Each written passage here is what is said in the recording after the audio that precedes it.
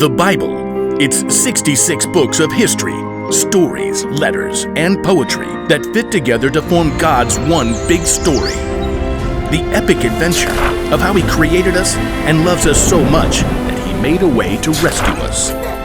As we travel through the Bible, from Genesis to Revelation, we discover people who met God and found their lives changed forever. Now, for an amazing story. Inspired by the Book of Esther. Esther was the queen of Persia. Wait, what? Queen? Esther didn't become queen in the usual way. See, her father wasn't a king, and she wasn't from a noble family. It's just me and cousin Mordecai. In fact, Esther was Jewish.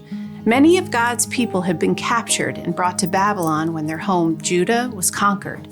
Then Babylon was taken over by Persia. So Esther grew up in a land that wasn't her own. When Esther's parents died, her cousin Mordecai raised her as his very own daughter. Always remember what our scriptures say.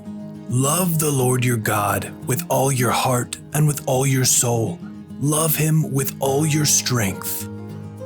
One day, a new king named Xerxes came to power in Persia.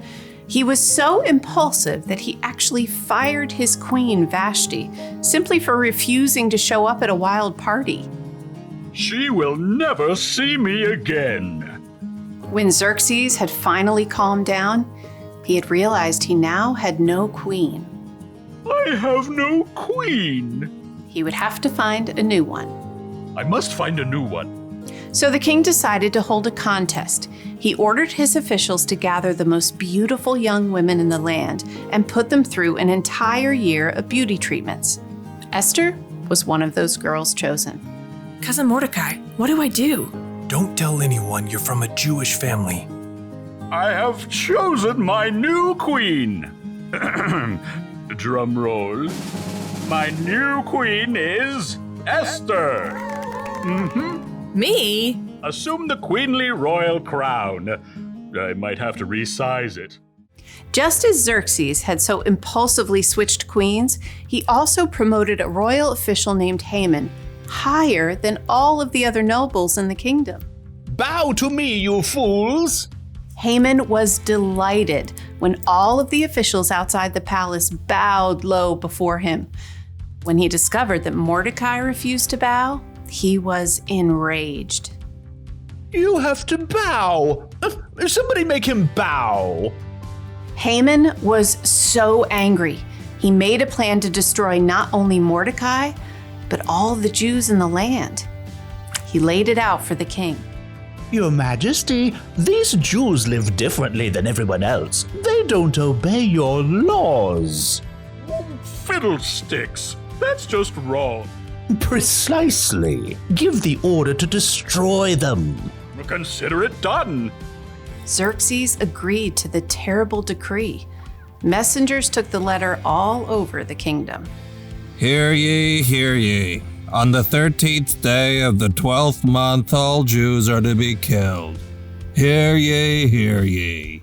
When Mordecai and the other Jews discovered the horrible news, they dressed in rough clothing and wept bitterly. Mordecai sent a message to Esther in the palace, telling her what Haman had done. You must ask the king to save our people. Esther was devastated. She sent a response to her cousin. No one can come before the king unless he sends for them. If I do it, I'll die, unless he reaches out his gold scepter to me. Mordecai sent his answer right back. You may not escape, even though you're queen. Who knows? It's possible that you became queen for just a time like this. He's right. Here, tell this to Mordecai. Gather all the Jews. Don't eat anything for 3 days. I and my servants will fast too. Then I'll go to the king. Esther faced an impossible dilemma, but she took 3 days to prepare her heart and her mind. Bring my most beautiful royal robes. Heart racing, Esther entered the throne room. Across the long hall, she saw the king seated high on the throne. Breathless, she waited for him to see her. Please, please, please. The king looked up. His dark eyes locked on Esther's face. And then he smiled. He reached out his golden scepter. Thank God. What is it, Queen Esther? I'll give you anything, up to half my kingdom. Esther could have made her request right away, but she knew she would have a better chance if she made the king curious. King Xerxes, if it pleases you, come to a feast I prepared today.